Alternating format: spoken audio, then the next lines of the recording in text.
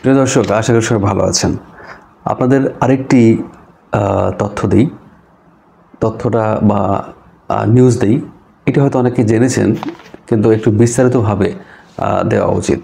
সেটি হচ্ছে, আমাদের অনেকেই এখনও একটু ধোঁয়াশার মধ্যে আছি যে অনলাইনে কিভাবে আমি খাজনা দিব, অনলাইনে কিভাবে আমার নামজারিটা করব। এখন তো অনলাইন নামজারি শুরু হয়ে গেছে, অনলাইন খাজনা শুরু হয়ে গেছে। তো এগুলো তো আসলে আমাদের দেশের মানুষ যারা একটু এজড হয়ে গেছেন, যারা 50+ বা 40+ এরকম হয়ে গেছে, তারা কিন্তু আসলে এতটা ওয়াকিবহাল নয় বা এতটা স্মার্টফোনের যুগ এসে গেছে, কিন্তু তারা এই ব্যাপারটাতে এখনও স্মার্ট হয়ে সারতে পারেনি। এই ব্যাপারটা চিন্তা করে দর্শক, আরেকটা ব্যাপার আছে যে ভূমি অফিসে গেলে তাদের যে ব্যস্ততা, কারণ ভূমি অফিসের কর্মপরিধি অনেক বেড়ে গেছে, হাজারো কাজ তাদের। তো এর মধ্যে মানে তাদের সময় নেই। একটা ভূমি অফিস, একটা ইউনিয়নে হাজার হাজার মানুষের সেখানে ভিড়, প্রতিদিন হয়তো 100-150 জন লোক যায়। সেখানে হয়তো আপনি গিয়ে 2-4 দিন ঘুরতে হয়, আপনি হ্যারাসমেন্টে পড়েন, আপনার সময় নষ্ট হয়, অর্থ নষ্ট হয়। এই সকল বিষয় চিন্তা করে দর্শক, সরকার একটা প্রতিষ্ঠান করতে যাচ্ছে আইনের মাধ্যমে। সেটি হচ্ছে ভূমি সেবা সহায়তা কেন্দ্র। ভূমি সেবা সহায়তা কেন্দ্র এটি প্রত্যেকটা উপজেলাতে বর্তমানে একটি করে বা কোথাও 2টি করে, উপজেলা সদরের যেগুলো সেগুলো 2টি করে, আর উপজেলা সদর নয়, উপজেলাতে সেগুলো একটি করে করার সিদ্ধান্ত নিয়েছে ভূমি সেবা সহায়তা কেন্দ্র। আর এটি পরবর্তীতে মানে সরকার এটি বাড়াবে, বৃদ্ধি করবে। আচ্ছা, এখন মানে এই ভূমি সেবা সহায়তা কেন্দ্রতে আপনি কি ফ্যাসিলিটি পাবেন, কি সেবা পাবেন, এই লক্ষ্যটা কি? আমি সেই ব্যাপারটা পড়ছি।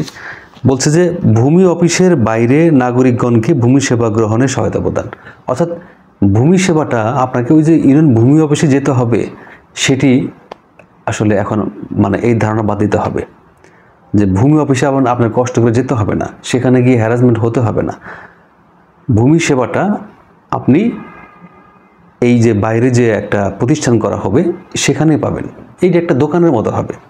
এই দোকানে গিয়ে আপনি এই প্রাথমিক কিছু সেবা তাৎক্ষণিক পেয়ে যাবেন। আচ্ছা, 2 নম্বর হচ্ছে ভূমি সেবাকে হাতের কাছে নেওয়া, অর্থাৎ আপনার ঘরের কাছেই এটি থাকবে। ডিজিটাল ভূমি সেবা গ্রহণ পদ্ধতি প্রচলন টেকসই করা, অর্থাৎ ডিজিটাল ব্যাপারটা কিন্তু আমরা জানি না। জানি, অনেকে জানে, যারা ইয়াং জেনারেশন আছে তারা কিন্তু খুব ভালো জানে, কিন্তু যারা একটু এজড আছে, বয়স্ক আছে, তারা কিন্তু কম জানে কিন্তু কম জানে, এবং তারা এই মোবাইলে বা কম্পিউটারে এগুলো করতেই পারে না, বা করলেও তাদের জন্য একটু কষ্ট। আচ্ছা, আর সোজা কথা হলো, নাগরিকদের ভূমি সেবাটা যেন সহজ হয়, এটা লক্ষ্য সরকারের। এটা লক্ষ্য যে সহজেই যেন ভূমি সেবাটা পেতে পারে, সামান্য কিছু ফিসের মাধ্যমে। যে আপনাকে সেবা দিবে সে কিন্তু সরকারি চাকরিজীবী থাকবে না, অনুমতিপ্রাপ্ত একজন, কম্পিউটার জানে বা এই সফটওয়্যার সম্বন্ধে জ্ঞান আছে, ভূমি সেবা সম্বন্ধে জ্ঞান আছে, সে ওইখানে বসে আপনাদের সেবা দিবে। এখন সেবাটা কি হবে? সেবাটা হবে প্রথমত যে এখন যে কয়েকটা জিনিস আমাদের ভূমি উন্নয়ন কর, নামজারি, এগুলো কিন্তু এখন অনলাইনে চলে গেছে। এই বিষয়গুলো আপনাকে সেবা দিবে। যেমন আপনার খাজনা দেওয়া দরকার পড়লো, তো খাজনা দেওয়া দরকার পড়লো, আপনি হয়তো ভূমি অফিসে গেলেন, সেখানে গিয়ে দেখলেন যে ভূমি কর্মকর্তা নেই। তারপরে আপনাকে বলে দিল যে আপনি এই জিনিসপত্র নিয়ে আসবেন, নাগরিক সনদপত্র নিয়ে আসবেন, তারপরে জাতীয় সনদপত্র নিয়ে আসবেন, পূর্বের দাখিলা নিয়ে আসবেন, মোবাইল নাম্বার নিয়ে আসবেন। এগুলো শুনে তো আপনার মাথা ব্যথা হয়ে যাবে বা আপনার মেজাজ খারাপ হয়ে যাবে। কিন্তু আপনি আবার তখন ফেরত আসলেন, এত দূর গিয়ে আবার ফেরত আসলেন। আচ্ছা, এখন এই যে ভূমি উন্নয়ন কর দিতে গেলে এত কিছু লাগে, এবং এত কিছু অনলাইনে আবার আপনার নামে একটা অ্যাকাউন্ট খুলতে হবে, সেই অ্যাকাউন্টের মাধ্যমে আপনাকে আবেদন করতে হবে, এগুলো তো আপনি পারেন না বা আমরা পারি না। এগুলো ওই ভূমি সেবা কেন্দ্রে যে সেবা প্রার্থী বা সেবা দাতা থাকবে, সে কিন্তু পারে, সে কিন্তু এক্সপার্ট, সে কিন্তু এটি করে দিতে আপনাকে বাধ্য। কারণ সে সরকারের কাছ থেকে চুক্তিপত্রে সই করেই সেই সেবা দাতা সেজেছে, সেই প্রতিষ্ঠানের দায়িত্ব নিয়েছে, কাজে সে কিন্তু দিতে বাধ্য। তাকে আপনি কিন্তু মানে আপনাকে সে ঘোরাতে পারবেন না। এবং এটি সপ্তাহে শনিবার থেকে বৃহস্পতিবার পর্যন্ত খোলা থাকবে, শুধুমাত্র শুক্রবার বন্ধ থাকবে। আচ্ছা, আরও যে সেবা দিবে সেটা হচ্ছে নামজারি কীভাবে করবেন, অনলাইনে নামজারি কীভাবে করবেন। আপনি একটা বড় ফর্ম, অনেক কিছু লাগে, সেখানে আপনার যত ডকুমেন্ট আছে, যত দলিল, দাখিলা, খতিয়ান, এগুলো যত কিছু আছে সব কিছু তো স্ক্যান করে আপলোড দিতে হবে। আমি তো পারি না, ঠিক আছে, বা আমার কাছে কম্পিউটার নেই, আমার কাছে স্মার্টফোন নেই, তাহলে আমি কীভাবে? আমাদের যেতে হবে সেই ভূমি অফিসে, কারণ ভূমি অফিসে গেলে বলবে না আমরা এটা করি না। আপনি আবেদন দেন, আপনি অনলাইনে আবেদন দেন বাইরে কম্পিউটার থেকে, আমরা করে দেব, এই কথাটা বলে তারা বলে দিবে। কারণ সরকার কিন্তু মানে চাচ্ছে যে ভূমি অফিসে কেউ না যাক, না গিয়ে ঘরে বসে সেবাটা পাক। আচ্ছা, এই জন্যে এই সেবাটাও আপনার ওই ভূমি সেবা সহায়তা কেন্দ্রে আপনি পাবেন, আপনার নামজারি পাবেন। আচ্ছা, তাহলে ভূমি উন্নয়ন কর পাবেন, জমা মানে খারিজ কীভাবে করে সেই খারিজ পাবেন। আরও পাবেন হচ্ছে যে আপনার হয়তো একটা সিএস রেকর্ড দরকার, এসএ রেকর্ড দরকার, বিএস রেকর্ড দরকার, এই সমস্ত রেকর্ড দরকার, নকশা দরকার, এই সমস্ত জিনিসগুলো কিন্তু সেখানে পাবেন। তারা আবেদন দিয়ে দেবে এবং তারা সেটি আপনাকে সরবরাহ করবে।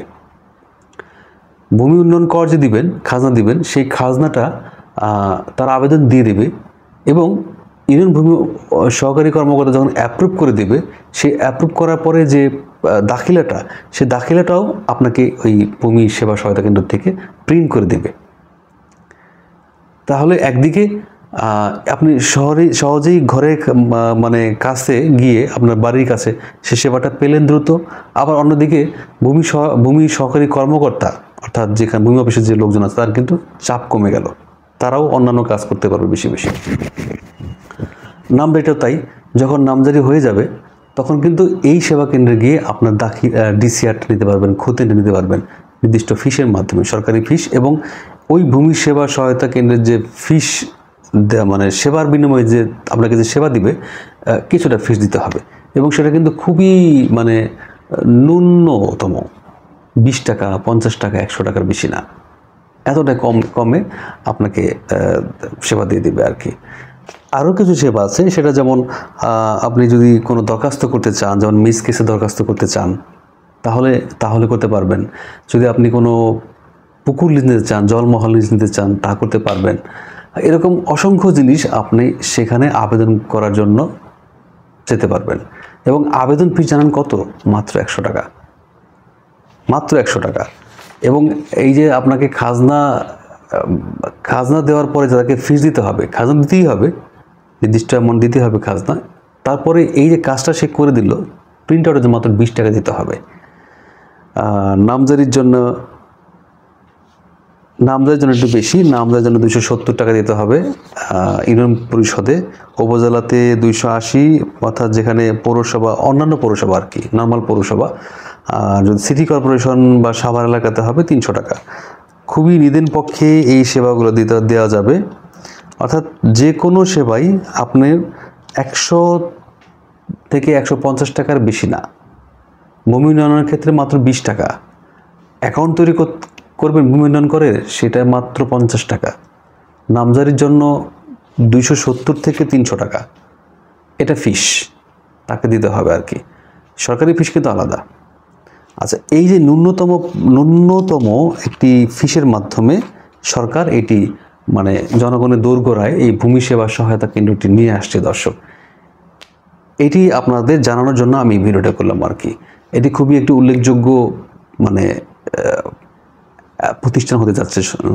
দর্শক, আপনারা অবশ্যই সচেতন হবেন এবং ভূমি সেবা সহায়তা কেন্দ্রের সহায়তা নেবেন, এবং যদি সেখানে সহায়তা না পান অবশ্যই ভূমি অফিসে যাবেন।